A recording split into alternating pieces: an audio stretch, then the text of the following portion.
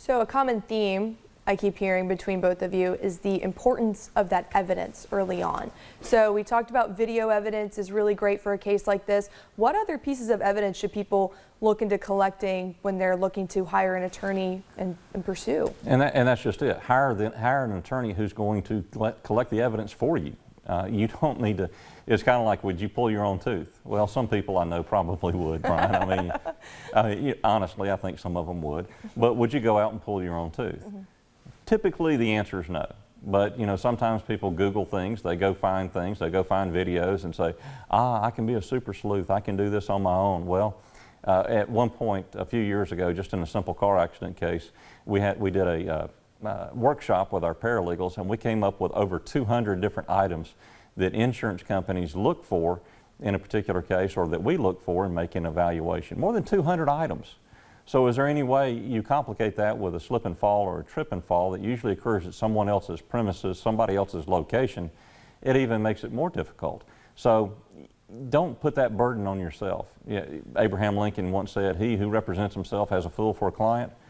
Even when we have legal issues that arise in our legal realm of operating a law firm, yes, we seek outside legal counsel, and yes, we hire attorneys. We do not try to handle things on our own, and it's important to do so. A lot of times attorneys even try to handle things on their own, and they probably should not do that. A great example of that is a former Chief Justice of the Supreme Court wrote his own will. And boy, did he make a mistake. And back then, there was an estate tax, and it ended up costing his family more than $500,000 in terms from the 1970s, because he wrote his own will and he passed away in the 1970s. Cost his family $500,000 because he wrote his own will, rather than going to seek the advice of an attorney and allow them to set up a will or a trust or an estate for him that would bypass that money, so they wouldn't have to pay taxes. So please, if you take anything from this, if you have a legal issue, please seek out an attorney. The old car commercial, you're going to pay now or you're going to pay later. Your payments later are going to be a lot higher if you don't seek an attorney early in the process. And I was going to say, the only thing that I would add on is most people, if they are fallen injured on someone else's property, there's two responses. They're usually very embarrassed, or if they broke a bone or a wrist or something, they're not in the condition to actually preserve evidence. But if you can take a picture of the condition that caused you to fall, whether it is a hole on somebody's property or the liquid, that evidence is invaluable in the event camera's video footage disappears. So that's the only evidence that I would recommend people actually collect if you are injured on somebody's property, is a picture of the hole, the tripping hazard, the slipping hazard. Because a lot of times businesses don't want their customers to be hurt, they're going to fix it right away. And if the condition is fixed, we don't have a good depiction of what it looked like at the time that you were injured. All great pieces of advice. And so there's a lot of different things that people have to think about when they're going into something like this, a lot of things that you kind of have to be careful of. So is it, and you said before when we were talking about the first incident that we got emailed in about, there's just a lot of, it depends. It depends on how long it was there, if somebody saw it. So are these kind of trip and fall cases, are they difficult to prove? Yes. Yes. Yes. Nobody goes into a business intending to fall, and if they do that intending to fall, we'll run them out of the office so fast it's not funny.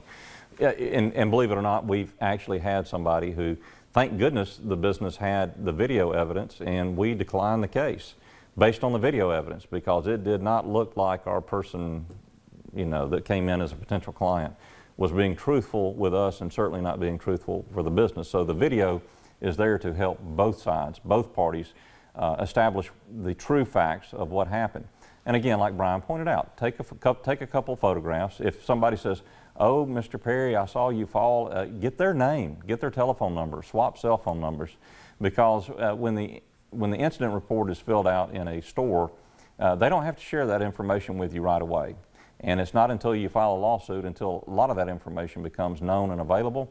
And sometimes when you're in a store, they may just say, guess what, all right, so Jim said that. What did Jim say?